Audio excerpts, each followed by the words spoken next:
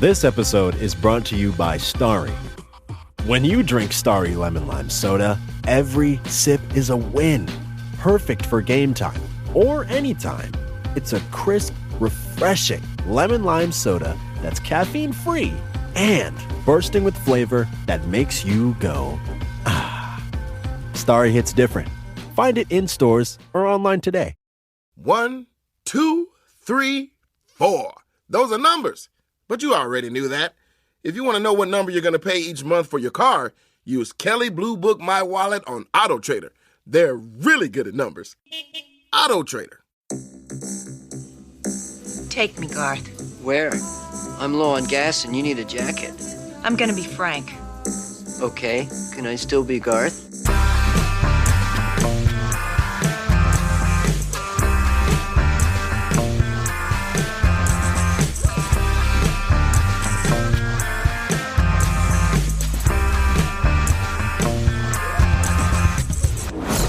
And hello, welcome to Unequal Sequel. My name is Dave, and I'm one of two hosts of this hardcore podcast. Oh, and I'm Rich, and I'm the second host of this hardcore podcast. Sounds weird, mate.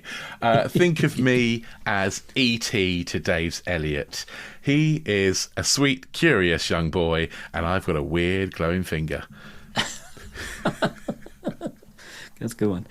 The premise of Unequal Sequel is very simple. We ask our guests their best ever sequel, worst ever sequel, and finally their dream sequel. And of course, we quite often just ramble on about movies and life in general and have a bit of a chat. Do have to point out, we do delve slightly into spoiler territory when we're talking about the guests' picks. So if they mention a film you haven't seen and you don't want to know about it, go make a cup of coffee, go make a tea, but come back quickly, okay? Yeah. On today's episode, we are joined by Mark Woodyatt. Mark is a brilliant podcaster. You might recognise him as one of the three presenters of the Skip to the End podcast, which is now sadly no more. But he does have a new podcast called Mark and Me, which is brilliant. And it's all about movies and music and art and books and all sorts of, all the range gamut of things. And he has some incredible guests on that podcast. He's really, really cool. Yeah, we're very excited to sit down with Mark and chat all things sequels with him. These are Mark Woodyatt's Unequal Sequels. Enjoy!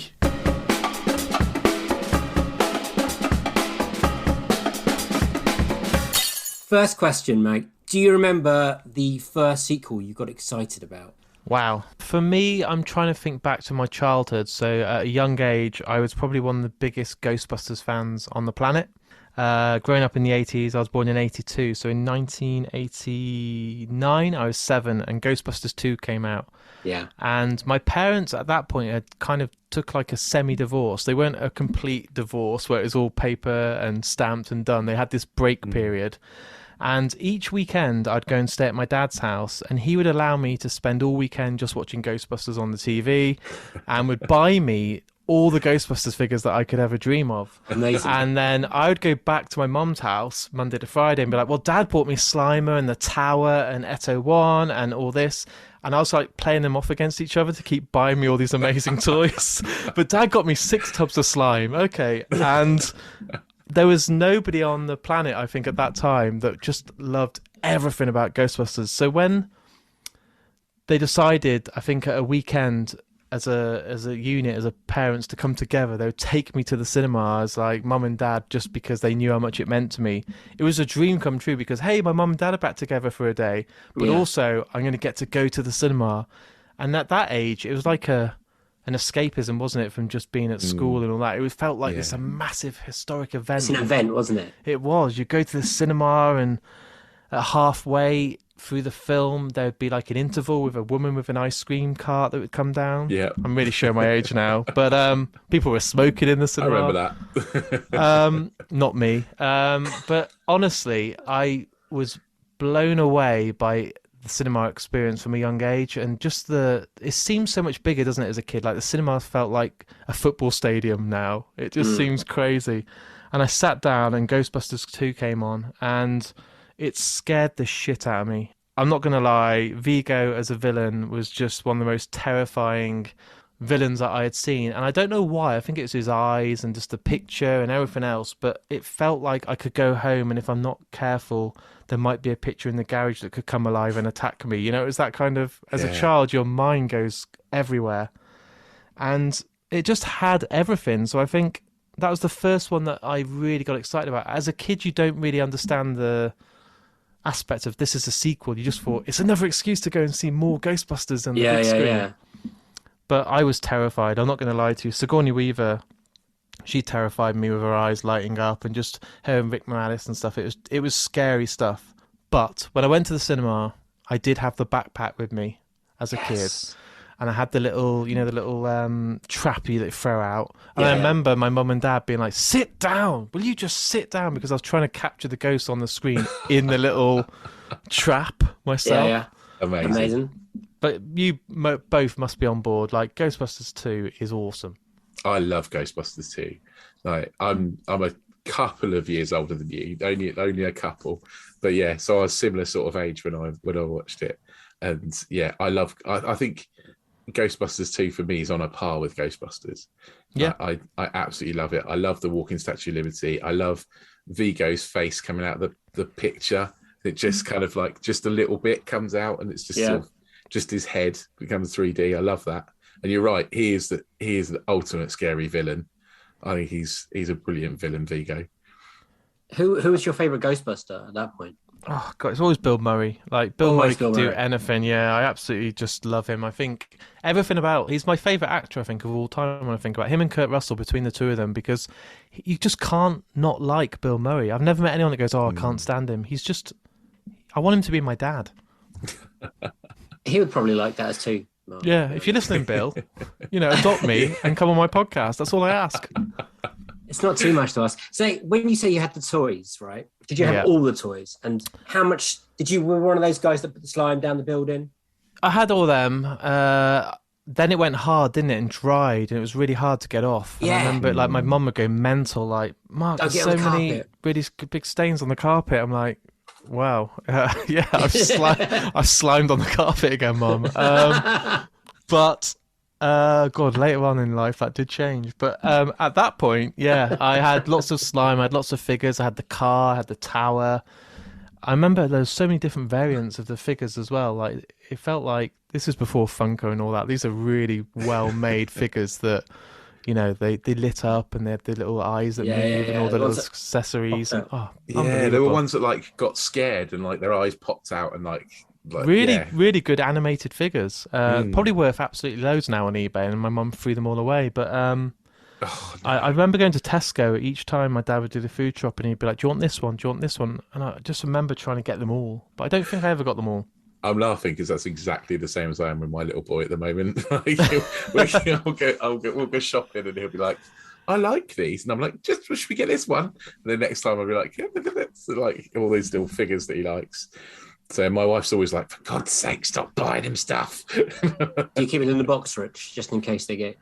I mean, if they're for me, I'd keep them in the box, obviously. But no, I'm not. I'm not mean enough to make a 6-year-old keep his toys in the box, Dave. Me and my brother, probably about 10 years ago now, we went on an eBay spree and bought all the Ghostbusters stuff we could get to sell it on for more money. Oh, right, okay. But there was a good 6 months period when we didn't sell and we were just collecting. So we had literally had everything we ever wanted from the Ghostbusters series. Like, we had the backpack and the, all different kind of guns we had. We had all the figures. It was a great time. We had about 3 buildings, all the Ecto ones. It was a magical time. And eventually we had to sell them because we remembered we were grown adults, and also we were poor. So it did make a bit of money. Fair play. I would have kept them all. I'd have been like, "Oh God, how can I let this one go?" Unless it's going for like £100, I'd be like, "Oh, that's great profit," but I'd want it. Yeah. I remember what made a lot of money. I remember the buildings went for quite good money, but then also the postage and packaging was quite an event on that kind of thing. Oh God, bubble wrap it, because if one person gets that slight fold on the packaging, you're getting a refund. They're getting angry. Yeah. So Ghostbusters 2, were you at that point in your life think, "Oh, I'm going to get Ghostbusters every few years"? Do you remember the realization that it would take another till 2006 to get some kind of Ghostbusters, and then? Yeah, I don't even count that. Okay. But we won't go there. I don't want to get controversial already. We've only just had a new Ghostbusters film. We've had to wait since 1989. Yeah. I didn't really get the concept at that age. I just wanted to just go to the cinema as much as I can, just to have popcorn and ice cream and see loads of flashing lights and characters and all this. So I don't think I grasped that I could go to the cinema and maybe see the Ghostbusters again, because I'd watch it every Saturday on BBC. I think it was on, was it Live in Kicking or Going Live or something like that, the animated series. Yeah, the real So Ghostbusters. I used to sit and watch that. So I didn't really understand the concept at that point.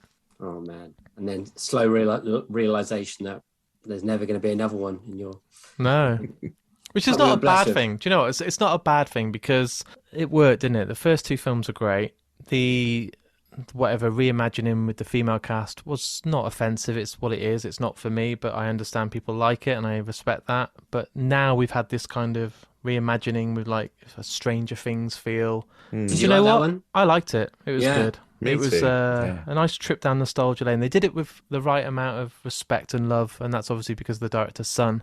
Yeah. But at the same time, the casting was great, the special effects were great, the characters were good, and it was just fun. I just enjoy going to the cinema. It didn't feel completely like a Ghostbusters film. It just felt like a nice 80s film, like sort of Stranger Things and Super 8, that kind of feel.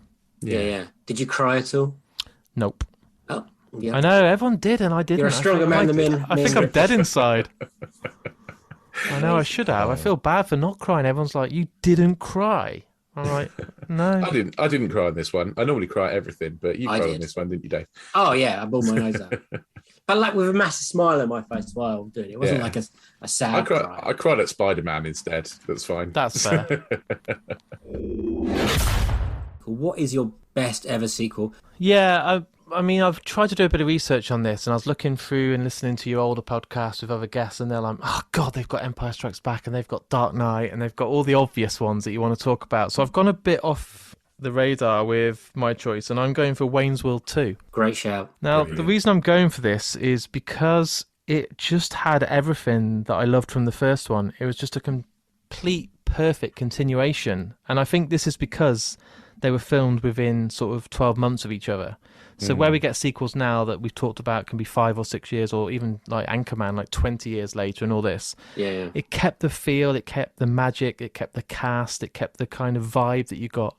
So it just feels like the perfect, as soon as the first one finishes, just let it flow into the second one. It's got that exact feeling.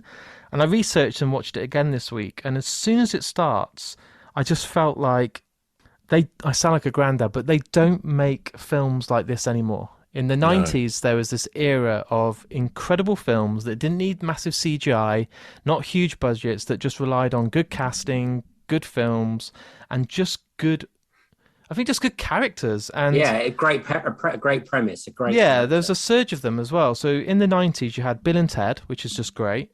You had Coneheads, Singles, Mallrats, Ace Ventura, Empire Records. That is such a great series of films, and that's in about, I think, over a 4-year period. And I just remember going to Blockbuster Video, and as much as I love Netflix and streaming, I used to love going and just looking at all the spines and the covers and getting to choose one for the weekend. And Wayne's World 2, I remember renting it and then kind of not worrying about the fine if I didn't return it in time, because I watched it again and again. And it is just pure genius. I know it came all from a Saturday Night Live sketch, didn't it? And it does feel like that. It just feels like 10 different scenes back to back that could easily just be sketches that are kind of transferred to screen as a film. But it just works perfectly. And I think Mike Myers is just an absolute genius. And the fact that he did that and Austin Powers over like the last sort of about an 8-year period is just unbelievable. Yeah, that's a good hit rate, that one. Oh, God, it's amazing. But I hope a lot of people that are listening right now love Wayne's World, because it's one of those films where if I meet you and I'm like, do you like Wayne's World? And they're like, no, I don't like it. I'm like, I don't want to waste any more time with you. Like, we're not going to get on. Yeah, I get it. I was so happy when you picked this, because I've not watched it for so long. And just like you said, about 30 seconds into starting watching it, I was like, oh, I love this movie. It's amazing. I love It's a warm hug. I love it, yeah. It is, yeah, it's great. Before I watched it, I just watched Nobody, the Bob Odenkirk movie. Yeah. And halfway through this, he pops up. He's one of the nerds. Yeah, he's one of the nerds, isn't he? Yeah. How good is that? I was like, hang on a minute. But everything's in this. You've got Aerosmith, who just at that point, even if you're not a massive fan of their music, watching this, they're the coolest band on the planet. The way they walk in, it's like, we're not worthy. They just ooze coolness. The way that they are on stage with their presence, the way they film it with the crowd. I miss good bands being in films, you know, and it was a lot in the 90s. With singles, you had stuff like Alice in Chains and Pearl Jam and all these great bands that used to feature. And I miss this, you know, good kind of cameos. And I think Aerosmith play it so well. You've got Chris Farley, who as Milton is unbelievable. I mean, his Gasp's got best mate, and the whole place of like, I've got nowhere else to go. I just felt sorry for him, but the film references in this is so good. They're so quotable, aren't they? Yeah. Ridiculous. Kim Basinger, I mean, sorry, Honey Hornet. Wow. I mean, wow. I'm trying to. I was 11 at this age. It came out in 1993, and at that point, I was only just starting to notice girls. I was kind of like, I still like football. I still like, you know, skateboarding and stuff. But girls were just more than just teasing someone in the playground. And looking at her in this, I was kind of, you know, when she's trying to seduce Garth and she's in that little white dress, I was like, I think I felt movement in my pants for the first ever time. It was like me and Cameron Diaz in The Mask. Oh, the red dress. The red dress. I'm like, what is this? Andrew Barrymore is the receptionist. Yeah. And Tia Carrara, isn't that her name? Oh, God. Cassandra, yeah. I mean, one of my first probably teenage crushes. You know, she's an absolute babe. I'm just thinking of Garth standing there going, swing, swing. The whole conversation at the bar is so good. And how many times did you used to do that when you were watching? I would go, swing. And it's got so many quotable lines, but it's got that kind of Naked Gun feel as well, which is so stupid at times. And it's like that slapstick comedy. And there's this couple of scenes that stood out. So there's the concert where right at the start, the band are playing and you see Garth light the guy's hair and all this. But as they're finished crowd surfing, in the background, you see this other people coming over the crowd. Then you see a goat being passed over. Then there's a fridge. And I'm like, this is so Naked Gun. Like, it's exactly the sort of stuff that you expect. But those sort of silly humours that just are so over the top. The fact that they've got, I think, 3 different endings to this film, where you've got the Thelma and Louise, you've got them dying in the desert, and then, like everyone, the happy ending, which everyone wants, is the perfect way. But it is just absolutely stupid, but it's a film that I must have watched 20 times. I'm watching it again this week, ready for this episode. I still sat there lolling. Honestly, I sat there laughing out loud to myself, and it just, I felt, I know these lines. I know all about the story about the brown M&Ms. I know all about, oh my God, good. The scene that I was laughing at today, right, is when they go and do the documentation to try and get the permit to grant them to play, and there's the guy with the funny eye. Yeah. And they're like, how serious are you? And he's like, I give my right eye. And instantly I'm like, I know what he's going to say, but it's funny. And he's like, I just need to cross the T's and dot the I's. And it's so stupid. But isn't it funny? I don't know what it is. It just works. It's the chemistry. It is. And it's past the test of time. But the two of them together, Dana Carvey. Is it Dana Carvey? Yeah, I think it's Dana Carvey. Yeah, them two together. So good together. Like, they're magic. Again, and the scary thing is, if we've talked so far about this film and we've not mentioned Bobby the Baddie, who's played by Christopher Walken. And is there a better villain? I mean, come on, he's an arsehole. And you get to see him dance. He's a good dancer. He's a great dancer. And talking about dancing, YMCA, that whole scene. So much fun. What a great film. I know it's obviously not the obvious sequel and there's so many other ones in there, but it's brilliant. It's such a fun film. Yeah. It's so hard to make a comedy sequel. We've talked about this so often. Like, there are so many comedy sequels that just fall flat because it's so hard to do the same jokes again and them still be funny. And I think you're absolutely nailed why this is still good is because it's the same ethos as the first one, but not the same jokes over again. Yeah. You know, it's a continuation. It's a carrying on of it could almost be a kind of 4-hour long movie if you put the two together. And so it doesn't feel like it's the same old, it's not Coming to America, where it's literally just a retelling of the same jokes, but not as good. And you know, it's new stuff, but just in the same characters you love, peppered with nice new characters as well. Exactly. Dale is so good as the roadie. Oh God. Sri Lanka, formerly known as Great impression. I just think of him from With Nail and I, where he's, Yeah. 'cause he Yeah. makes the Camberwell carrot, didn't he? In With Nail and I. I had to beat them to death with my With their shoes. shoes. It's amazing, isn't it? It's just, and it leaves you so cold, but you're like, that is genius. But I love the whole fourth wall chain. You know, I think obviously you see it a lot in stuff like Ferris Bueller, but to see it so well, where Wayne will just talk to you and take you away, and Garth does it quite a bit and just takes you with him on the journey. Yeah. And it's so subtle, but it's done so well. And then you go straight back into the film, and it's like, Yeah, I'm with you guys. You know, I know what's going on. You're talking to me. I can feel you reaching out to me and asking me, and I'm with you the whole way. I absolutely adore these films. Did you quote it a lot in school when you were All the young? time. A lot of the swings, like you were saying, you'd stand there and someone walk past, swing, swing, and like Foxy Lady, ding, ding, ding. Yeah. Which is the first one. And like, excellent. You'd be always doing this and If you're gonna spew in this, I've done all that. Yeah, those that ones. Bohemian Rhapsody from the first one. Everyone used to Obviously, do that, you know, in the car and everything. But I always wanted the Waymobile. Is it the Murphmobile? That blue car. Blue thing with the flames down the God, side. I want one of Chevy them. Pacer. Is that what it is? Is that what it is? Well renowned as the worst car ever made. Oh, I'd still want one. But yeah, they're iconic now. But yeah, they break down every 3 minutes and go about 20 miles an hour.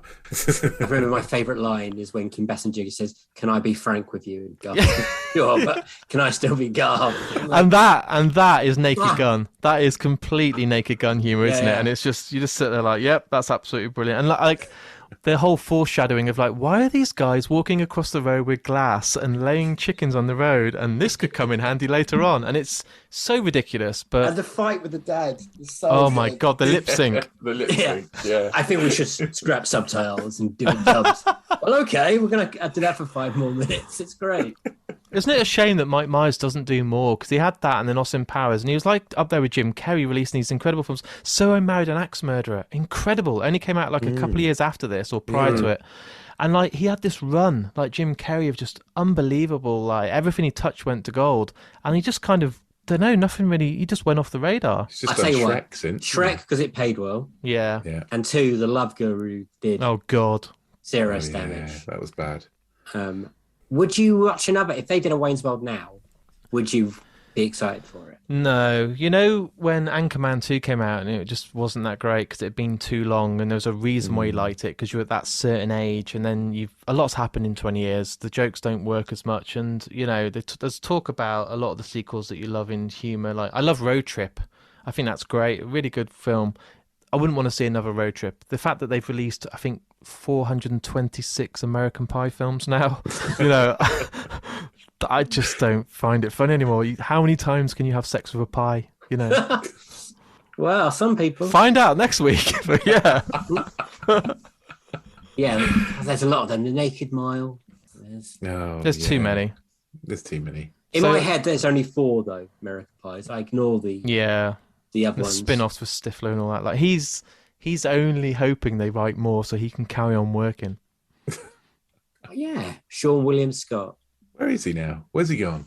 I'm trying to think. Probably begging for American Pie 91, the reunion again. Is he still doing the voices in Ice Age? Maybe. Oh, maybe. Of come on, guys. He's got a good distinctive voice, but He was in the Lethal Weapon show when Riggs got sacked, and then they hired him not to be Riggs, to be another wild card rookie, and then it got cancelled for us after a season. So that happened. Oh, okay. I never watched it, so I don't know. I just know it for a fact. I'll Google it after today's recording. I'll find out he's Yeah. working in Wimpy or something. Yeah. So when you were young and this came out, did you go and see it straight away? Had you watched Wayne's World previously? Did you know what you were going into? I don't think I saw it at the cinema because I wasn't, like I said, I wasn't that old, and it might have been one of those ones. I don't know. I can't remember. I was 11, so maybe I did, but I just remember the cover in Blockbuster. I just remember my parents would let me borrow it, and you know what, like as a kid, you just watch it again and again and again, VHSs, yeah. and you just until they're worn out. And I remember them buying it me from Woolworths, so I owned it because it just ended up being like £2.50 a night at Blockbuster, and it's easy just to buy it for a tenner. We get that a lot on this show. That Yeah. the parents are just like, fine, I'll buy it for you. Yeah. Stop making me go back. And I I was obsessed. I could quote all the way through it. Not now, but the first two, back to back. Like you said, it'd be great if you just kind of copy and paste them and splice them together so they just flow. That'd be amazing. I think I had 1 and 2 on the same VHS. Nice. So you could sort of do that, but it had like trailers in between. Oh, So it was a weird. It wouldn't surprise me if they did that. Yeah. Isn't it weird that you used to get trailers? Like, because you've got Blu-ray now, 4K and streaming, you don't have it, but you put it on, there'd be like 6 or 7 trailers, like fast forward, fast forward, fast forward. All rubbish as well. All rubbish. Nothing to do with the title. No, all straight to video Disney stuff Yeah. that you don't want to watch. Yeah. I do miss that experience of going into Blockbuster. Yeah. And just roaming, and you could get free for like £7, and you're like, okay, I definitely know I want this one. I Yeah. need 2 more to get the deal. And then in your head, you're going to get that certain film, and then you find out it's not there. And they're like, oh, well, we can put you on a list if you want, and we'll ring you when it's in. And you kind of wait around by the till, maybe the guy might just drop it back while I'm in here. Like, Have you checked- maybe. yeah. Have you checked the drop-in basket? Have you checked? The guys on minimum wage, like, will you just go home, please? So, like, I'm not going to start opening all these boxes just for you to find, Honey, I Shrunk the Kids too. I'm like, come on, please. Yeah. I think I was more excited to get my Blockbuster card than when I got my driving license. Yeah. I think it was an equally big day. My parents like, it's time you had your own video card because it's time. I'm like, ah. It was unbelievable, wasn't it? I remember when Blockbusters came. I used to come live in a place called Bishop Stortford. And for years we didn't have a cinema. I used to travel to Harlow, so to go to the cinema was a big deal. And then the video store was called Apollo. And then the Blockbuster came, and Apollo had to shut because Blockbuster was so popular. Because obviously they sold crisps and dip as well at the same point. That's it. That's what all they're really there for. The sad reality is. We used to have a video van that used to come around. So you get like mobile libraries. It was like a mobile Blockbuster. A bloke would drive around in a van, and you'd be able to rent videos off him, and then he'd come and pick them up off you the next week. Oh wow! Yeah, So it'd be like the ice cream man. Yeah, you get it. Yeah, you got it like a whole week. It'd be like the ice cream man. He'd come down the street, and all the kids would run out to get their videos. What was the tune? What was the tune that it Yeah. played? Oh no, he didn't have a tune. Was it the 20th Century Fox logo? It's like the Yeah. video man's here. Me and my brother running out. And you And your had to dad get there first. and then your dad goes and sees them a bit later on for a bit of blue. Like, yeah. I remember my dad coming back once with Robin Hood, Prince of Thieves at its peak. And he's like, we've got it. It was what a night. Well, that was it. They I came thought you were out. going to say it was a porno version. There. Yeah. No, but I do remember once renting, what's the Ray Winston Ben Kingsley film? Sexy Beast. Right, we wanted Freddy Got Fingered, okay, the Tom Green film. Wow. And we got back, and it was Sexy Beast. And we weren't old enough for Sexy Beast. I was waiting for you to say something like, "I wanted Freddy Got Fingered, but we got Felicity Got Fingered on Blu-ray." I'm like, okay. We weren't allowed to watch that. Yeah. This is before Blu-ray. Yeah, that's good. Yeah. VHS, I think. Actually, Yeah. no, it was definitely tape. But it was a big Yeah. day. And we're like, oh, I've never heard cunt say so much in my life. But then we rented Freddy Got Fingered, and that was just awful. Yeah. Terrible. That is a bad film. But anyway, But- Wayne's World. Oh yeah, was that what we were talking about? So that's my choice, and I hope some people at home are going, "Yeah, I'm going to go and watch that again now." Because actually, weirdly, I think it's the 30th anniversary. They've just come out on Blu-ray this week, 1 and 2. Shut up. Yeah, I couldn't believe it. I was like, "What? HMV new chart?" And I was like, "Wow." Well, yeah, I got to thank you because it's not one I would have thought of. But No. watching it today, I had so much fun. Just like, it's absolute riot.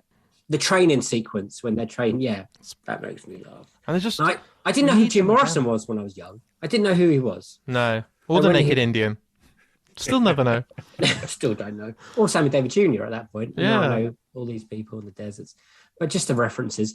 There are parts of this when you think, oh, that's also Austin Powers. He did Yeah. lift, he left heavily from this. And the whole graduate ending, that's amazing. Stopping the wedding on the bus, just perfect. Absolutely perfect. I love it going out and going into the wrong church and then coming out and seeing the complete the same church opposite on the So side good. of the road. the Charlton Heston switch. That's incredible. Can we get a better actor? Surely we can get a better actor. And he starts crying. I'm like, that's so good. But then while they're at the church scene, obviously, originally you had Simon and Garfunkel. You got the Lemonheads playing. Mrs. Robinson, and I was like, Yeah. that's a great tune. Did you have you looked on IMDb? Have you researched Wayne's World 2 at all? I did research something about, what did I see today? Was it Nirvana turned it they down? asked Nirvana to be in it, and they watched the first one, then turned it down. And they wanted Rob Lowe to literally play the bad guy, but a different character from his first character. And he's like, that won't work. Nah, I'm glad we got Christopher instead. Christopher Walken was great. Stuff like that. I would have liked to have seen another one. Maybe not now. They did it on SNL a few years ago. They did it or at a movie show or something, and it was quite nice. Like yeah, I don't need a film now. It'd just ruin everything. But I could have done one. I could have done one in maybe 99. Yeah. That would be nice. But isn't it great that it leaves you wanting more? That's what's good. That's why you need to get it right when you go out. It's got to be at the right point. Otherwise, you come back and you keep releasing crap just for money and sell out, and it's not worth it. Plus, they'd both be like in IT support, right? And they'd be like, Wayne and Garth. They'd just be sat in the basement like the IT crowd. Like, you think their show got cancelled then? You got their TV show. Yeah, well, they'd be doing a podcast now, I reckon, instead. Or it'd be like a TikTok thing. Yeah, they should definitely do a podcast then instead of just.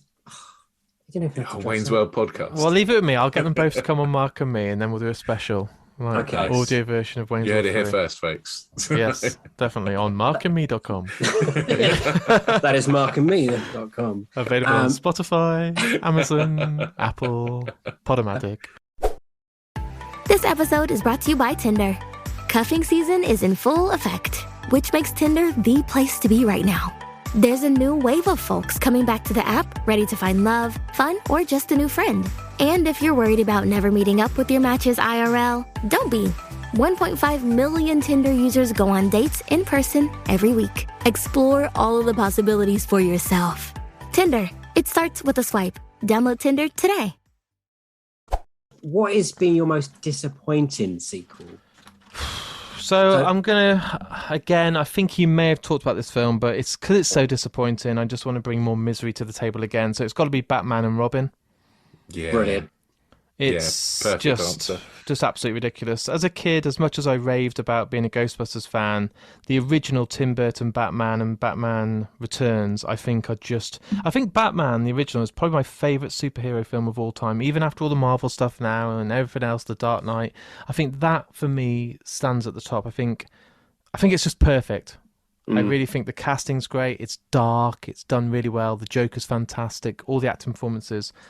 But for some reason, they decided just to let somebody else have a go at it. And Batman and Robin is an abortion of a film. It's just, it's the worst thing I've ever seen. And it's Joel Schumacher, and he gave us Lost Boys and Falling Down. So I'm like, he should be all right. It's in safe hands. Lost Boys is probably one of my favourite vampire films ever. So are you talking about Batman and Robin or Batman Forever? Oh, is Batman and Robin not done by Joel Schumacher? No, it is, but Batman Forever came first, then Batman and Robin. I'm going to go Batman and Robin because this is with Arnie, isn't it? And yes. Yes. Yeah. And plus, Batman Forever is good. Well, the fact that I didn't bring it and I forgot about it, I just kind of let it go under the radar. I'm like, I think that's it. Batman Forever. Jim Carrey going. Oh, that was it. Yeah, he was on a lot of speed, I reckon. But Batman and Robin is, At that point, you're still thinking, hey, it's Batman. It's got to be good, right? This is Batman. Look at this Batman. It's George Clooney. And do you know what? George Clooney kind of left still with a kind of good name for himself. He's worked in good roles since, and he lacked that darkness. He was too charming in this film. He very publicly came out and said how much he hated it, and also refunded people who complained about it. I've got a really good quote here actually from him where after they filmed it and he watched it and stuff, he said it was a very difficult film to be good in. I mean, that's how to sell your film. Like, available now. Like, I love that quote. But it ruined a lot of careers. So Alicia Silverstone, who's a babe, and in Clueless was incredible. As Batgirl just fell flat, and she never really kind of picked up and got her shit together after that. She got treated badly on her. Yeah, she was treated awful. Very badly, yeah. Chris O'Donnell, I've never really seen him have a renaissance from that horrible experience he's been in. Yeah. Uma Thurman's done very well, and she did the best she could with Poison Ivy, but it's so cheap. Her outfit, her makeup, everything just looks really cheap. And Arnie as Mr. Freeze, "Ice to meet you." He just looks uncomfortable and out of his depth, and he shouldn't. And he got paid so bad. Oh God, he got a lot of money. And all of those guys never really got to come back from that, apart from George Clooney. I feel like he came away doing all right, considering he is Batman in that film. But then I love Val Kilmer. I love all of Michael Keaton. They're Christian Bale. They're the ones you remember. Clooney's definitely the worst Batman. And also, bat nipples. That's never a good thing. I didn't know if I should bring that up. I was like, shall I bring bat nipples to the table? Always bring bat nipples to the table. Why not? Always. It's a tragic suit. It is. I hadn't watched this until someone brought. We had it as another guest had it as their worst sequel, and that's the first time I'd ever watched it. Oh my God! And my wife had seen it, and she sat there smirking at me as I'm starting to watch it, and she's like, "I'm just going to stay for the beginning to see your reaction," because it's basically just like shots of butts and nipples, isn't it? Pretty much all the way through, all the way through. And the back credit card. What is this? Yeah, the back credit card. Oh God, so bad. And like I said, it's Joel Schumacher, so I thought he would get it right. And Lost Boys is brilliant. Falling Down is brilliant. I don't know how he gets it so wrong. It must be just too much money and just too many big names around him, where he was just like, if he'd have studio interference, that's what it is. Yeah, absolutely. If he'd have done it dark, if it hadn't been so comic, he didn't want to go dark. He wanted the colours though. Really, but I just think and the studio wanted it to be more family friendly. But some way it went wrong. I would say the script is the worst thing. Yeah. About this film. Yeah, Mr. Freeze talks in one-liners all the way through. Like, it's embarrassing. In fact, a lot of the characters, they just talk in one-liners like there's no one else there. No, it's just awful. I don't know how they even got it over the line to be finished. You mentioned Batman Forever, and I didn't even remember that film, which isn't a bad thing. It's probably not that bad. The Riddler isn't too bad, but it's okay. Yeah, I'd love to have been there when people first watched Batman and Robin in the first time. I think it'd been like, it's a Batman film. It's a new Batman film. At that point, there's only been 3 other Batmans. Yeah. And then that comes on. You're like, it's not good, is it? Are you excited about the Batman that we're getting in 3 weeks? Yes. Yes. I'm hopeful, but then this could be quoted, this podcast, where we're all excited and like, ha ha, you were talking about how you can be let down by a Batman, and then suddenly Robert Pattinson comes along. But I'm quietly confident. I think it's going to be good. Matt Reeves is a good director. Yeah, it's going to be good. Yeah, but then Joel Schumacher was a good director. Yeah, exactly. Clooney was a good actor, and we were like, there might be bat nipples. There might be bat nipples. Could be. It might be too dark. I think it might be too long. It's almost 3 hours, and sometimes you don't need that. Long. I'm worried about as long as it's not Alien versus Predator 2 dark, where you literally feel like you're watching a black screen for 90 minutes. Yeah. That's not good. So you're the person that watched that film. I always wanted to know who it was. Again, I watched it for this it's podcast. Rich. Wow. Nice. I saw it on cinema. Wow. Yeah. I remember seeing that one. And I thought, that's better than the first one. Jesus. That's how bad the first one is, isn't it? Well, can we not talk about that film anymore? Because it just feels like they're getting airtime, and I don't want him to really get that anymore. Let's talk about another bad film. Mark, what's your worst ever sequel? So I'm going with... I don't think you guys have talked about this. I'm going to go with Indiana Jones 4... Is it The Kingdom of Crystal Skull? Mm-hmm. Yeah. Have you guys talked about this? No, we haven't. Skated We've around sort it. of mentioned it a couple of times and then refused to acknowledge its existence, essentially.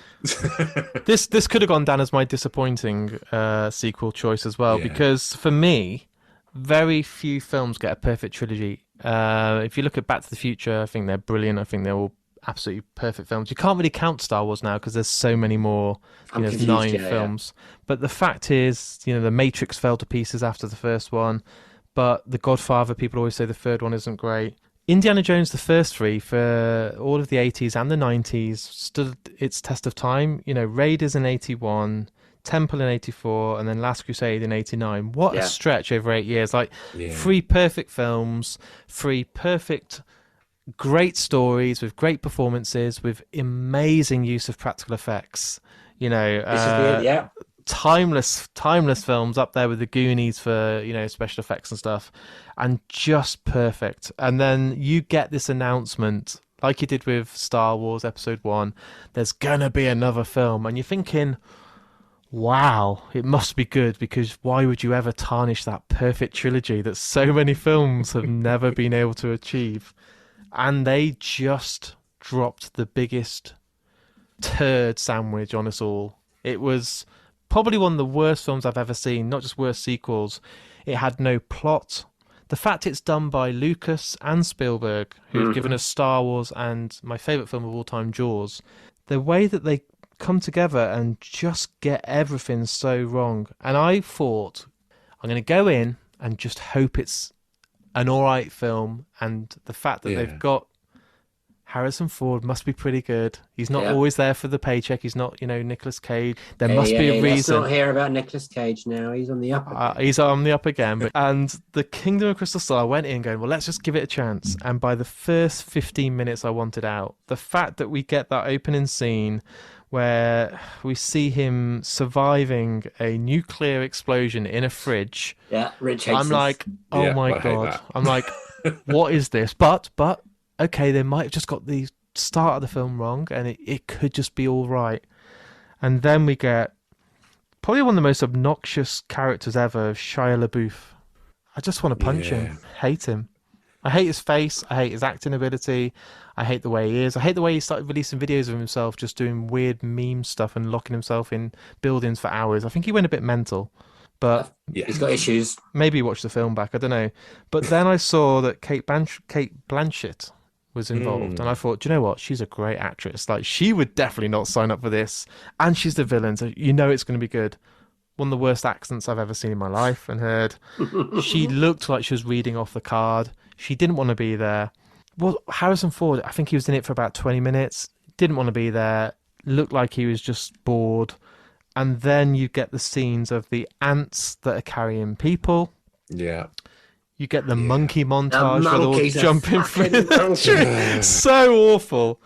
And then, I mean, we won't spend too long on this section because you can see I'm getting a bit annoyed already. There's this ending where they all come together and you're like, can you pull out of the bag now? Like, come on, it's Spielberg, it's George Lucas. They're going to get something right. And they arrive at this temple and you're like, oh, I'm starting to feel a bit nostalgic now. It might be good. And as they get in, there's 15 aliens. And I'm like, is this Close Encounters? Like, what is this? This doesn't feel the same film. And I don't know what happened. I was ready to walk out, and they all come together and the room starts spinning. The skull looks like it was made the night before when you haven't done your homework and you're asking your mum to help you with a bottle of pop that's, you know, empty the pop and let's mould it into a skull. The whole film. It all just, there's no character development. The CGI looks awful. There's a CGI chipmunk. It's the worst film. Yeah, I wish I had. Was that the Gophers? Yeah, Gophers, Gopher whatever they are. As soon as the Gopher popped up, I was like, we're in trouble here, lads. We are in... It was bad. Yeah. Never, ever. It's never gone back to go, was it just a bad day? Like, is it actually all right? Like, could I watch it now and it's pretty good? I'd say, have you rewatched it since that first rewatch? Have you given it a second try? Never, and I never will. Wow. I watched it in the cinema because I love Indiana Jones so much, and I was so excited. And I remember coming out of the cinema and just being depressed, really, just being so upset and sad. But I did watch it again for this podcast, and Mark. Sorry, I didn't feel so bad. Did you fall asleep? I asleep? think it's a good film, but I didn't have the over. I think because I knew this time I knew it was going to be bad going into it, and so I didn't have that overriding disappointment and sadness. Whereas, yeah, but I agree with everything you said. Everything you've said, they're all bad. You didn't mention Ray Winston, who I also think is pretty terrible. In awful. Kind of, like, at least he's using his own accent. He is using his own accent, but his character is ridiculous. of like flip-flopping and double agent. What is he, a quadruple agent in the end? God knows. No, we meant to feel bad for him when he dies, because I was like, just I fuck didn't. off that. Yeah, I was like, okay, good. But yeah, the aliens. I'm At that done. point, I was stood up, ready to go. I was like, I'm done. Jacket on.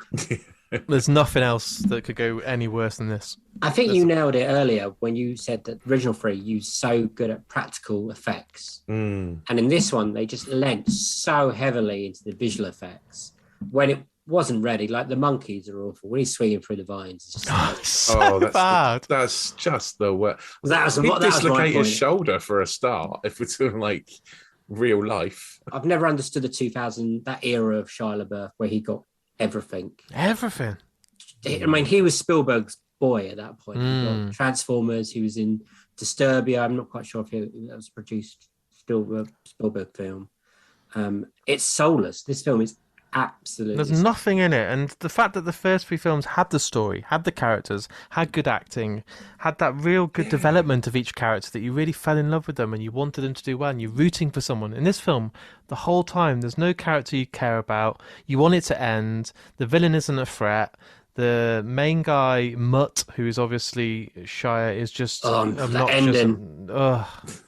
And I worried then that the next one would be him, and it'd be like Harrison Ford's passing him the baton, and he goes on and becomes young Indiana Jones. And thank God they didn't do that, because I'd have burnt their houses down while they were asleep.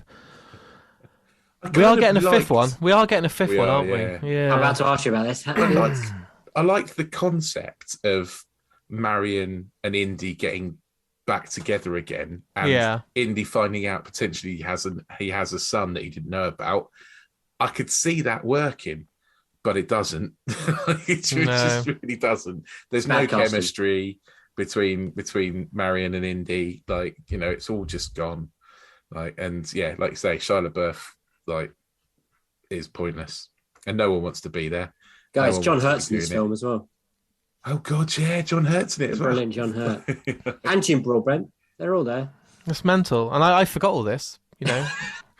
Because I won't do it. Fair play to you both. You know, that's dedication for your own podcast. You know, we've skipped the end. We'd have to do rewatches, and they were terrible. But the fact you could have easily come on today and just gone, I think I remember bits, but you've put yourself through it again, and that means a lot to me. Because Indiana Jones 4 is one of me and Richard. This thing is, it's so bad. It's one of those films you forget how bad it is. Like, it can't be that bad.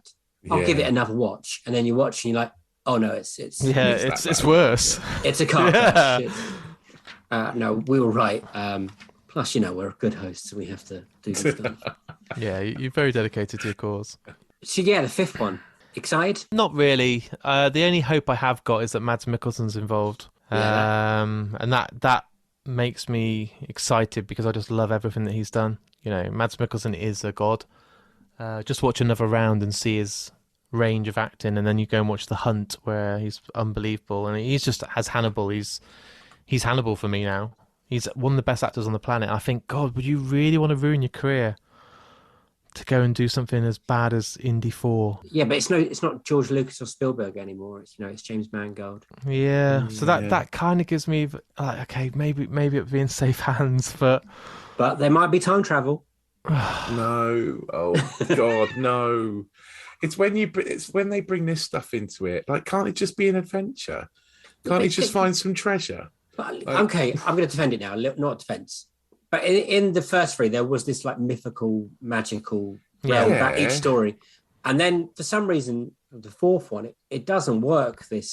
You kind of believe it in the first 3, but in the fourth one, you're like, this is fucking dumb. It's because in the fourth one, it's unbelievable from the start. Like, the first 3 aren't unbelievable until the end. And by that time, you're really bought into it and you can accept this kind of supernatural You're thing. right. The first 3, he starts by surviving a nuclear bomb in a fridge. It's unbelievable from the first bit. Yeah. You know, it's not, you know... That's 10 minutes in. People get eaten by ants. You know, like, completely consumed by ants. You know, it's all like... It's stupid from the start. And if maybe they'd built it as a proper treasure-seeking adventure, like the other 3 movies, and then right at the end, it had been aliens. I mean, it's obvious it's bloody aliens from the crystal skull in the first place, isn't it? It looks like a bloody alien skull designed by Spielberg, doesn't it? But if maybe right at the end there'd been some like hieroglyphics of some aliens or something, and you kind of got the hint that it's extraterrestrials, maybe I could have accepted it. But for years there was always just rumours they horrible. were going to have a haunted house like Indiana Jones. I think that would have been interesting. But we got aliens. In a period when there was all you were getting, it felt like was aliens as well. It's been a long time, hasn't it? Like the fact we're now getting it probably won't be out till next year, and there might be delays because of COVID. And he's quite a high risk, isn't he, to have on set now? Old Indy. He's always injured. He's like, I've got a film, so I'm going to buy a plane and learn to fly. It's like, what are you doing? Like, just sit down and sit with your whip and just go on Instagram or something. He is in his 80s. I know. It's like, what are you doing? I'm worried about it, and I'm worried, like you said, if they hand it off to someone else who it's going to be, we might not even know. It's not going to be Shire, thank God. No. It could be someone else. But what is the most surprising sequel you've seen? So you went in, you kind of dragged to see it, but you came out and you thought, actually, that was quite good. I quite enjoyed that one. That's a tough one, really tough, because there's different angles you can take. I think the way I'm going to approach this one is I went in with very low expectations and I came out really surprised. But then when I was surprised, I shouldn't have been, because I should have had more faith because it was in the right hands. So I'm picking Blade Runner 2049. This is the perfect answer, by the way. Yeah, that's a great answer. Because it was so long after 1982's original absolute sci-fi masterpiece, one of the greatest films in history. Why would you ever try and touch that? You know, it's the blueprint for all of the great films after that. It's a perfect film. It's so far ahead of its time. It stands the test of time. It's genuinely a masterpiece from start to finish. You can't fault the final cut. Why would you ever, whoever you are, go anywhere near that and try and take that story anywhere? The sequel has absolutely no right to be any good. Not at all. Hey, disagree. No. It shouldn't. It shouldn't. It shouldn't. There shouldn't be. It shouldn't. And the fact is, I know it was with Denis Villeneuve, who is amazing. You know, Sicario. He did Prisoners? He did Prisoners, yeah. You know, he is a genius, and now we've seen him do Dune, and he is genuinely one of the greatest. But the way he handled this was just beautiful. Just mind-blowing. I still can't... I've recently bought a 4K TV, and that's like my now demo disc. I was never bought into it. I'm not buying all my films again on 4K. I did it from DVDs, from video, then Blu-ray. But do you know what? Blade Runner 2049 is my demo disc. It is visually an absolute masterpiece. Ryan Gosling is astonishing. Batista is astonishing. The way he makes the city and the buildings and the vehicles and everything look... It is visually one of the greatest achievements in cinema history. Absolutely. When he goes into the desert to find Harrison Ford and the orange, is just... It's mind-blowing. And obviously it's Roger Deakins who is... This is one of the films, right, that I like the first one. I'm not with you. I get people like it. For me, it's good. And I was like, I'll go see Blade Runner 2049. My mate dragged me, to be honest. And I enjoyed it so much. I loved it so much. I bought it like you have. I've got it in 4K. I've never brought myself to watch it again because I don't want to be disappointed. I think it's perfection, pretty much. I think it's I just think I can't let go of that feeling that I think I've just seen something so special. It's amazing. Love it. Rich, you got a hand? I didn't watch it until it was on. I watched it on TV. Wow. I didn't see it at the cinema because I was IMAX. I was so committed to thinking IMAX. It wasn't going to be any good. Like I thought, you can't have a sequel to Blade Runner. It's been too long. It's going to be bad. I'm not going to see it.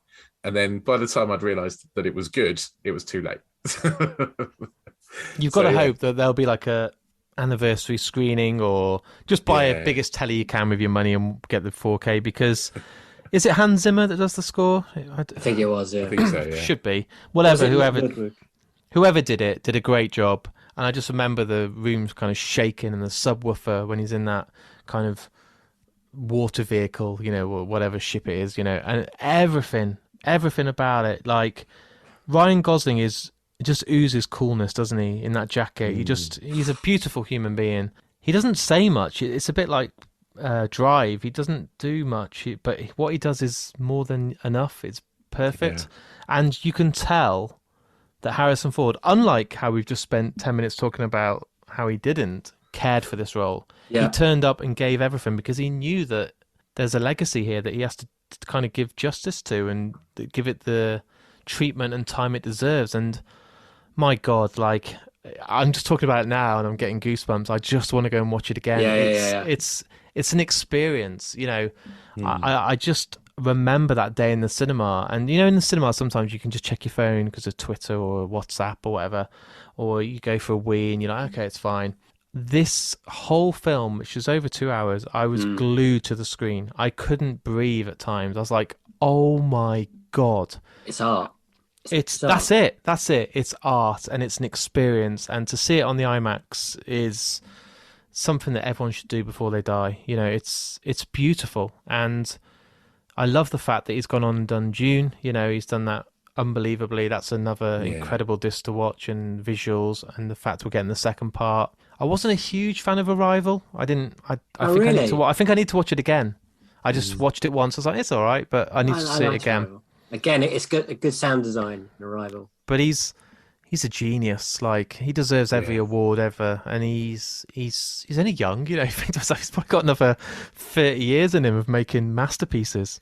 I think we're blessed having him around at the moment. Him in an era of him and Nolan making those kind of films by themselves. You know, they're given the trust, and not many people. It's the world building as well, isn't it? It is. You can see that with Dune, like just the ability to craft a universe out of nothing, essentially. And I know with Blade Runner, you kind of had that universe already, but he makes it bigger. You know, because you don't ever go out into the desert, and you don't go any there's other things in the first movie, do you? You kind of just, you know, it's in that dark, gritty city, whereas Denis Villeneuve takes you kind of out into a bigger kind of world and kind of takes you into that world, and you totally believe it. I remember those kind of iconic neon pink and yellow lights that are in the city that he's created, and it really looks outstanding, doesn't it? It's really the visuals of the darkness of the town, but then there's amazing neon lights that light up the city, like those billboards you get at kind of Piccadilly in London, like, but in their scale. It's amazing. That's how you test your TV out. Can you believe this didn't do well box office wise? Well, neither did the original in 1982. That came out the same day as John Carpenter's The Thing.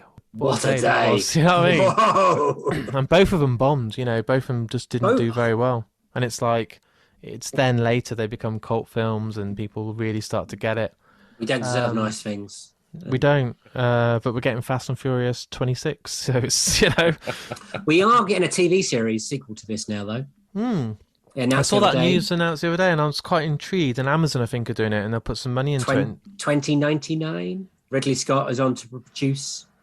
Okay. We'll see. I mean, the standards are now ridiculously high. Yeah.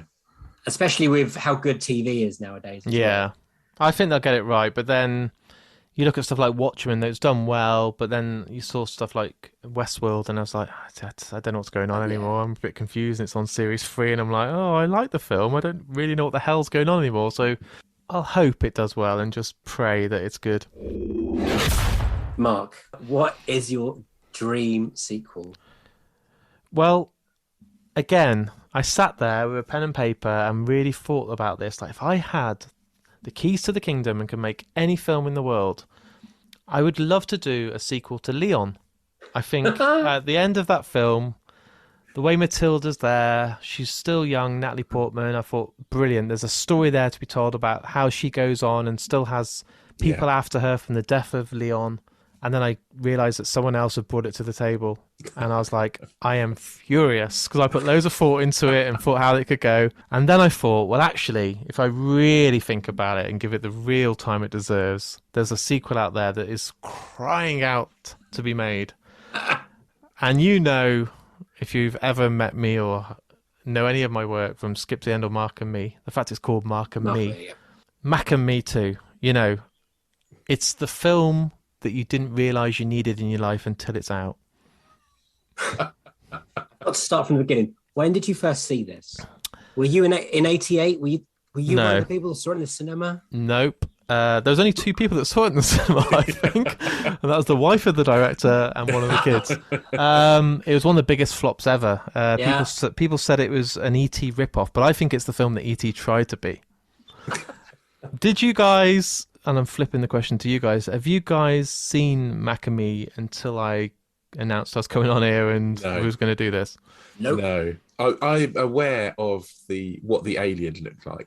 So when I'd seen the alien on your podcast graphics, I've seen the alien's face, Mac's face. I've I got a vague memory of that from way back in the histories of time. I have a vague memory of what that alien looked like, but no, I hadn't seen the film. I kind of know of it because I'm a film nerd, so I know bad films, but I also know it from Paul Rudd on the Coen. Oh God! Every time he goes on, he gives them the I've got a clip scene. of the movie. Yeah, and he fools them every time. I think it's about 20 times now.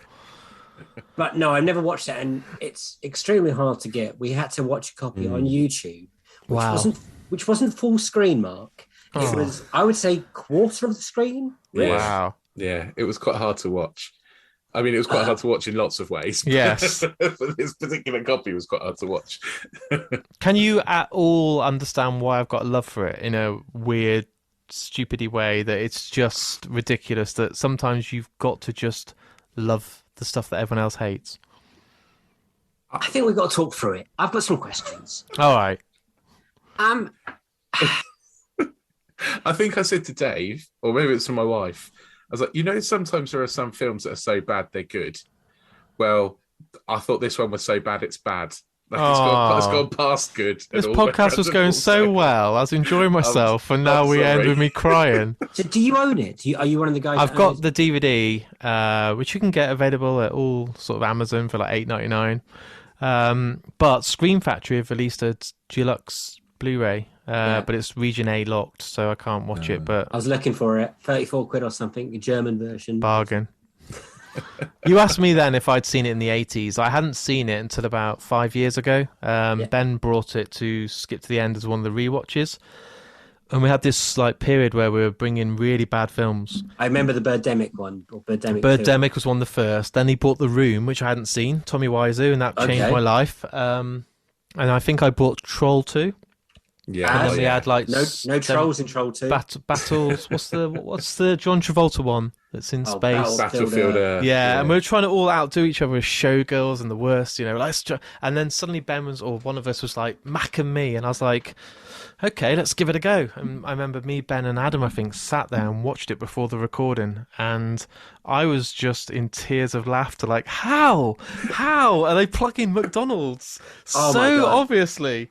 So much Coca-Cola, and it's like talk about iRobot being bad for product placement. This is the worst I've ever seen, and I don't get this whole film, and I was just lost, but I was also obsessed and infatuated with this. This is the worst thing I've ever seen. I think I came away from watching it going, I really want some Skittles. Yeah, and a can of Coke and a Big Mac. Turns out a can of Coke brings dead aliens back to life. Who knew? Well, we'll come to that in a minute. I had to make sure that it was real, that I didn't just dream what I watched, so I kind of just started it again. So I was like, did I just watch what I thought I watched? Yeah. I did. So and it does leave it open for a sequel. So you are... it does. He drives off in that pink Cadillac. They're accepted. When you say he drives off, well, his dad. Yeah, his dad drives off. The Mac family. They drive off, and they've been accepted to America, and they're not outsiders anymore, outcasts. They're welcome. Quite sweet when you think about it. It's got a big significance in today's world. We should be more like that and accepting of every alien that comes to the planet, wanting Coca-Cola. And the way they drive off in this pink Cadillac, a bubblegum blows up and you see it and it says, "We'll be back." And you're like, wow, okay, confidence. So that is confidence, and fair play. They know what's coming, and it never came. And I'm here today to make it come. So what are your plans? Well, I'm glad you asked. How much do you need? Because Rich, I don't know. I don't think the first film made much money. Well, the first film looked like it was made for about 48p. So, The director's called Stuart Raphael, and I had him on Mark and Me because I had to, if I'm happy, why not? And he was still quite proud, and he said that the guy that was funding the film still has the original Mac alien doll. I mean, It's probably fallen apart a bit now, and he carries it around with him because he doesn't want to get it stolen in a little briefcase. So he might be open to lending it us. Yeah. The effects in the baby one wasn't bad. It's the adult ones. They look awful. And then the way they walk in the supermarkets, and they're really, really trippy. Yeah, but it's not good. So my idea is that they're driving off, and then that I don't agree with this, but people say it's a spin-off and a rip-off and playing homage, or however you want to say, of E.T. Well, my kind of way that the sequel goes is not ripping off, but being the film that Back to the Future tried to be. Okay, so Mac and Me come along. Now, what happens here is Mac needs to go back in time to save his family that we see that are back on the planet, and we see them all kind of shriveling up and dying on the planet, don't we? We see this in the film with the first one. We see that they're really suffering on this desert. You see it. Oh my God. So Mac needs to build a time machine because now he realizes that at any point, if these aliens get poorly or start to suffer, you just need a good fresh can of Coca-Cola. All they need to do now is get a big supply of Coca-Cola, take it back to their home planet, give them the Coca-Cola in time to avoid what we saw happening of everyone getting wiped out. So Mac can save the day. Now, the way he does this is he becomes... Are you ready for this? I've put some thought into this. Marty McFly. Marty McFly, okay? There's no copy there to any other film that's been out previously. It's Marty McFly, okay? Okay. He finds himself an older friend who's a bit of a scientist called Dr. Emmett Hash Brown. Oh, Jesus Christ. Okay. So you can see there that McDonald's might fund it because they've got the Mac there again, Hash Brown. And they decide to make this DeLorean car out of the Cadillac, the pink one that we saw. Yeah. And they go back in time to save all of the aliens on the planet with the biggest supply of Coca-Cola. But that would just be a bit of a boring film. They get stopped on the way to McDonald's to get this Coca-Cola. Is there a dance sequence? There's always a dance sequence, always. And there's a villain. Now, in a film that we've seen before, we've seen Biff Tannen. Okay. But this is someone dressed up as the Hamburglar, and he's called Beef Tannen. Okay? Again, McDonald's fund this. He's looking just like the Hamburglar. And he tries to stop Marty McFly and Dr. Emmett Hash Brown from getting the world's supply of Coca-Cola from McDonald's. So there's a big battle. Now, I don't want to tell much more because what would happen is I can imagine like Christopher Nolan listening to this and thinking, right, I'm going to do this. Yeah. But what they do is they do get to go back to their home planet after a battle, and they have the Coca-Cola, but you need to, at this point, kind of take away yourself and think what would happen. Would they survive? Would they come into more danger? What could happen? Could more time travel happen? Could they get it wrong and go to the future? There's so many ways this story can go. But the tagline on the poster, so you've got, I'm going to give you the title in a minute. So it says, they need to catch up in time. That's cool, isn't it? Yes, Mark, it's cool. That's very good. And do you know what the film's called? Mac, cheese and fries. No. Nope. Are you ready? Yeah, go on. Mac to the Future. Oh, of course. Of course. Thank you. It is. I'm like, you couldn't call it Mac and Me Too because that's got different connotations these days. Do you know what I mean? Yeah. And I'm already hearing, great. On the trailer, I'm hearing Return of the Mac. Mark Morrison. Return of the Mac. And then it writes he's like, itself. Do you know what I mean? So you've had people come on in and give you intelligent ideas and this This Yeah. is the new benchmark. Good luck to anyone who's on next week. They won't be able This to is top cracking. it. Mac to This the is future. cracking. Mac to the future. I think we might need a bit more money, Rich, because Yeah, it's expensive make, this one. But then, we could just fudge it. We could just they could just get sucked up in a big Hoover again or something. Coca-Cola would be on board, so that's an endorsement. That's true. We could get some McDonald's will money. give you loads of money. do you think McDonald's owns the rights to it? And apparently, they did not directly fund the movie, but they did pay a couple of $100,000 for McDonald's to be featured in it, and also 5% of the profits were supposed to go to the Ronald McDonald House Foundation, but it didn't make any. Oh no! I know that the main kid in the film really did have spina bifida, and I think they gave some money, probably like £6 in a Happy Meal to the charity. That's not bad. They had their main character was a character with disability. It's quite progressive in a lot of ways. Yeah. Apart from he's then in the thrown off a cliff, shot to death by the police. That's an alternative version. Please don't tell me that's the real version you saw. That's the one we saw. Yeah, I think that's the European version. Oh right, okay. I don't know what I watched, Mark. Wow. Well, that only happens on a European alternative cut. So he's going along in the car park and he gets shot. Yeah. That doesn't happen. It's a bit weird, that scene, and then suddenly there's a massive explosion. Yeah, that doesn't happen. So that you've been tricked. This is why you might have not loved it. The real version is happy. They all go to the supermarket, get out alive, and then get accepted, and then go to a church, and they're all singing, and they've got dresses on and outfits. Shut up. So they don't even have the explosion? No, there's no explosion. Really? I'm being serious. That's the big set piece. I know. No, that's what it's all building towards. That Nope. whole. Wow, I think we've watched a better version. To be honest, you've seen a good version. A lot of people say that's sometimes the better one.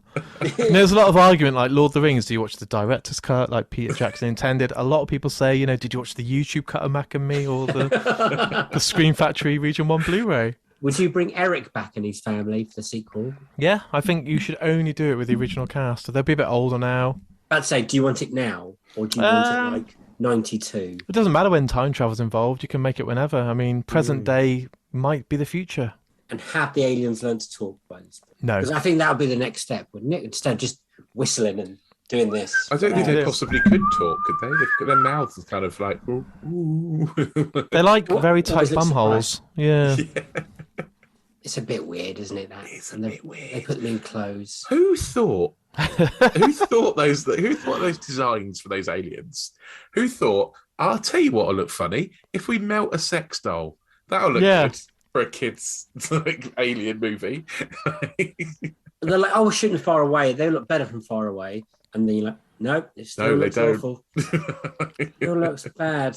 What I've also found really funny was the humans somehow know exactly what gender all the aliens are. So they come in, they go, "Oh, we've got to help her." I'm like, "How do you know it's a her?" It's true. I never saw no willies. No. In the second film, they won't have willies. They'll just be in clothes that identify. Oh, they're going to carry on being clothes. That's good then. Yeah. I can't believe you haven't seen the proper original cut. Yeah. If there's ever a time that we meet up in the flesh and we watch a film together in 4K, we'll watch the original cut. You're right, they might play at the Prince Charles in London or something. I will do it somehow. I'll hire a cinema. It's about 200 quid, and then just us three. We'll sit in there. We're there. I'll come. That's it. Bring Coca-Cola, bring McDonald's, bring Skittles. Yeah. Actually, we could get Skittles in the sequel somehow. Maybe maybe the DeLorean is only powered by Skittles.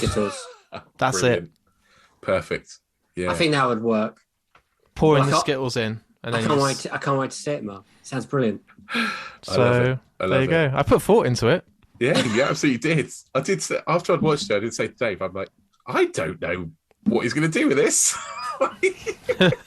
And now you know, you're on board. Now I do, and I'm quite happy to watch it. If you want us to be producers, then we'll come on board. But I've got no money to put towards it. Well, we'll put Marty McFry in the podcast design T-shirt with your logo, and then somehow we'll plug it all the way through. Kickstarter. Yeah.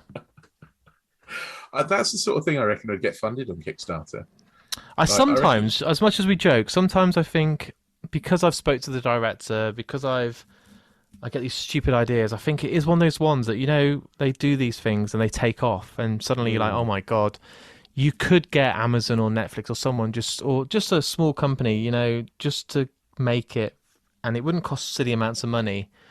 I mean, look what Kevin Smith's doing now when he did Jay and Silent Bob 2. It was a low budget. It wasn't, crazy budget. Clerks 3 looks really low budget. You can do it if you get the right team of people.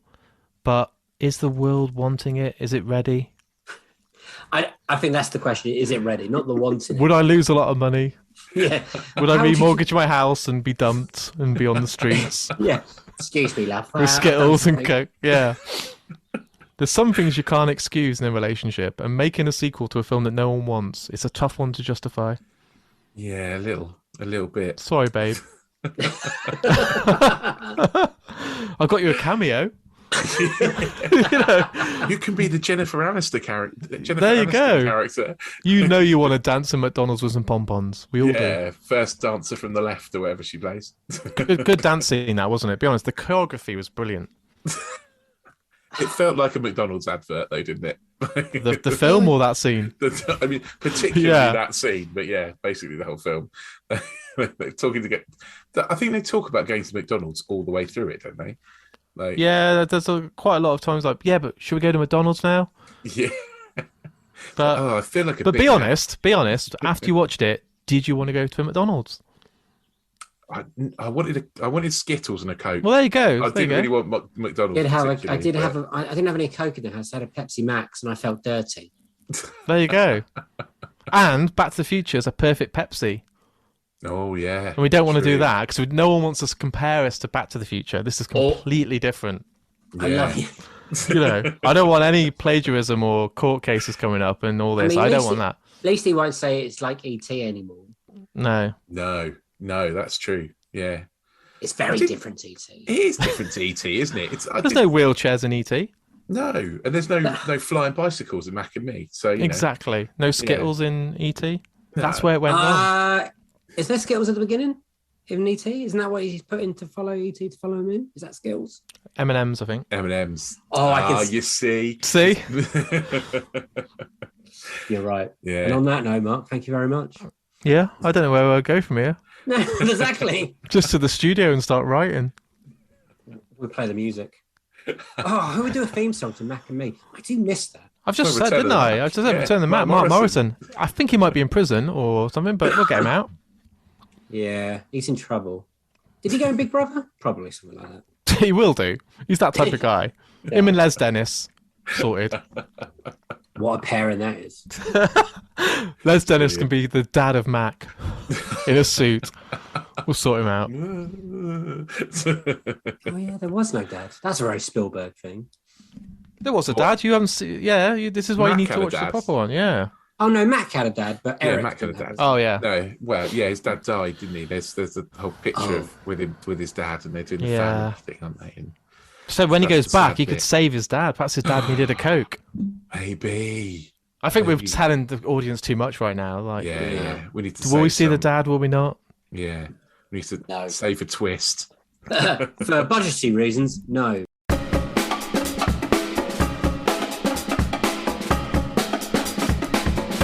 And those were Mark Woodyat's Unequal Sequels. What a lovely man, Dave. Absolute pleasure to talk to him, wasn't it? Really was. I'm a big fan of Mark. I love his podcasting. Love to skip to the end. I love it once in a while. It comes back when there's special occasions when we need it the most. His Mark and Me podcast is so good. Like the guests he gets are so good. And he just keeps knocking them out the park. And when you don't think he can get anyone better, he keeps getting people better. He's about to get to episode 200, which is an incredible achievement for someone who's literally running the show by himself. So well done, Mark. You're brilliant, mate. And his picks were great. I mean, I can't argue with any of them. Well, maybe. So Wayne's World 2 for best sequel. I think I'm amazed we've not had it yet. It's so good, and I really enjoyed it. It's a good comedy sequel. It's a rarity. It is a rarity. Yeah, It's a good comedy sequel. Took me all the way back to the 90s, and to that kind of time in my life. Loved watching it. Yeah, it's definitely nice to revisit that film. Absolutely. And a bit of an oddball choice. I'm sure it's not his best sequel, but like you said, it's one that's probably not going to come up much, and it does need to have a light shined on it. So the great pick. Worst pick is Crystal Skull. I think, that could be everyone's worst sequel, right? Does seem to be going that way. It is it's a pick, a popular pick. It's an unloved sequel, that is for sure. It's it's one that people often think of, even if they don't pick it as their worst. They do kind of mention it as a dishonourable mention kind of thing. So it's a film that just nothing works. No, nothing lands. They get everything wrong from start to end, and it's got this weird monkeys and the weird ants, and it's just strange. Just a strange. And it doesn't get one. any better. Every time I'm like, can't be as bad as you think it's going to be. And it is. And then it is. And of course, completely sticking on brand, his dream sequel is Mac and Me, and what a car crash of a movie that is. Never seen it, weirdly, and I probably will never watch it again. But his dream sequel, his vision and his script for it did make me laugh. Yeah, absolutely. And it sounds better than what I actually just happened to watch. Yeah. I think it's. I mean, Mac and Me is roundly thought to be one of the worst movies of all time, right? It comes bottom in lots of things, but it gets mentioned a lot. Yeah, so a sequel to that will be very interesting, if nothing else. Yes, and I loved talking to the man. It was brilliant. It was very passionate. Loves his films. Loves podcasting. Like I said earlier, Skip to the End was amazing, hugely popular, and it's so special when he comes back. And his podcast is great, and it deserves to have, a lot more people listening to it. So if you haven't listened to Mark and Me, get to it, because you won't regret it. And his Patreon stuff's great, and he's a wonderful, wonderful man, and very helpful to us. Gave us loads of good advice, didn't he? He did. He was we spoke for about an hour afterwards. That's always the sign of it's gone well. I think as we do the recording and then just chat nonsense for like ages afterwards. Yeah, it was so nice. I can't recommend the man enough, and thank you for his time. Really, it was a long time coming. Yeah, so if you liked this episode, and you really should have done, because it was a very good episode, and you've not listened to any others. Maybe you were a big fan of Mark's and you've just stumbled onto the podcast. Go back and listen to other episodes. We've got really great ones. We've got ones like Rich Wilson up the first episode of this series, and if you want to go back into other series, we've got ones like Nick Helm and Sean Walsh and Helen O'Hara, and loads of really good ones to go back and listen to. I'm not going to list them all because it makes Dave laugh too much. I could never remember everybody. I'm so sorry. Once you start and you go beyond 6, you have to mention everyone. I'm not doing that. So go back, give those a listen, click the little subscribe button, because we've got loads more. We're 2 episodes into series 3, which means we've got 10 more episodes to come. We also do our extra episodes every Friday, so you get that little bit of extra content from me and Dave, and you can just, all of it absolutely free from wherever you get your podcasts from. Give us a little like, that's all we ask. A little subscribe, a little heart, a little tick, a little 5 stars, whatever it is. If you fancy giving us a review, we'd really love that too. You can also say hello if you want to. We're on social media. We're at Unequal Sequel on Twitter and Instagram. Or if you're off of the 90s, then you can send us an email. We're at unequalsequel@hotmail.com. Absolutely lovely. Well done, Rich. You smashed it once again. Yeah, I've got nothing to add from Rich apart from please rate and review, tell your friends, your family, anybody, to get the word out there, because we are self-produced and we're not relying on anyone to really help us. So we're working from the ground upwards, and we are loving every minute of it. So thank you for those who are listening. You are all our favourite people in the whole wide world. I've got nothing to say, so it's bye-bye from me, bye-bye, and a bye-bye from him. Bye! Have a good week. Bye.